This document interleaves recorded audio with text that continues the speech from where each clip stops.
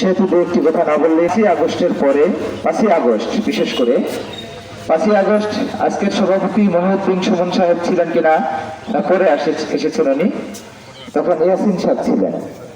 আমরা সিনিয়র নেতৃবৃন্দ হাইমচর উপজেলা বিএনপির সম্মানিত সভাপতি আমিনুল্লাহ ব্যাপারী, মালধারুল ইসলাম শফিক, খুরশেদ আলম কোতোয়াল, আমি আরুল রশিদ গাজী, তাহের সর্দার, তারপরে আমাদের কুদ্দুস মেহনতি সহ এখানে অনেক নেতৃবৃন্দ উপস্থিত আছেন। ওই দিন 5ই আগস্টে ছিলেন যুবদল, ছাত্রদল, শ্রমিক দল, কৃষক দল, অন্যান্য অঙ্গ সংগঠনের নেতৃবৃন্দ আমাদের সাথে ছিলেন। আমরা শিকল বেঁধে থানার ওই রোড থেকে উপজেলা সহ শিকল বেঁধে আমরা ছিলাম, কোনো ধরনের আক্রমণ না হয়, কোনো ধরনের নাশকতা না হয়, আমরা নিজেরা সিনিয়ররা দাঁড়িয়ে থেকে পাহারা দিয়েছি।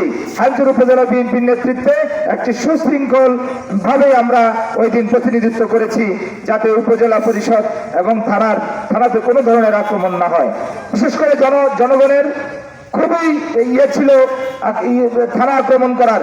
এটা সারা বাংলাদেশে, শুধু হাইমচরে নয়, যেহেতু পুলিশকে যেমনি ভাবে বিগত দিনে ঐতিহাসিকবাদ আওয়ামী লীগ সরকার যেভাবে তাদেরকে বলেছে আমাদের গণতন্ত্রকামী মানুষের উপর যেভাবে মামলা হামলা বিভিন্নভাবে নির্যাতন করেছে, তাই জনগণ কিন্তু ক্ষিপ্ত ছিল পুলিশের উপর।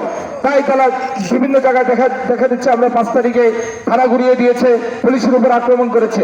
হাইমচরে যাতে এই ধরনের ঘটনা না ঘটে আমরা সিনিয়ররা সোচ্চার ছিলাম। তাই আজকের প্রধান অতিথি মহোদয়ের অবগতির জন্য কথাটি বলা যে আমরা হাইমচর উপজেলা বিএনপির নেতৃত্বে আমরা সুশৃঙ্খল ছিলাম। আমার ওই যে হিন্দু বৌদ্ধ খ্রিস্টানের নেতা কথা বলেছিলেন, আমি ওনাকে ধন্যবাদ জানাই, উনি সত্য কথা বলেছেন। তখন পুলিশ মাঠে নামেন এই ভয়ে। আমরা 5ই আগস্টের পরে আমরা নিজেরা সিনিয়ররা প্রত্যেকটা মন্দির পাহারা দিয়েছি, প্রত্যেকটা মন্দিরে যাতে হামলা না হয়। আওয়ামী লীগের দোসররা খুব ষড়যন্ত্র করেছিল, মন্দির ভেঙে দিবে অথবা মসজিদে হামলা করবে। মসজিদে কিছু ভারতীয় কুচক্রী, কিছু হিন্দু গোষ্ঠী অথবা জঙ্গি গোষ্ঠী